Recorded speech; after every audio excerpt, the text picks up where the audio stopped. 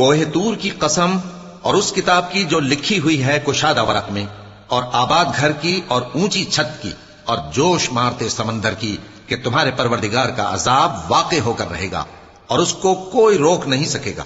جس دن آسمان لرزنے لگے کپ کپا کر اور پہاڑ سچ مچ اڑنے لگیں، تو اس دن جھٹلانے والوں کے لیے خرابی ہوگی جو بیکار باتوں میں پڑے کھیل رہے ہیں۔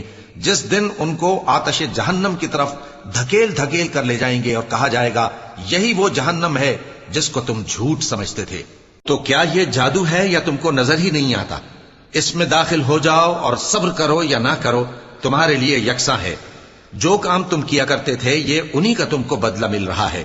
جو پرہیزگار ہیں وہ باغوں اور نعمتوں میں ہوں گے، جو کچھ ان کے پروردگار نے ان کو بخشا اس کی وجہ سے وہ خوشحال ہوں گے، اور ان کے پروردگار نے ان کو دوزخ کے عذاب سے بچا لیا۔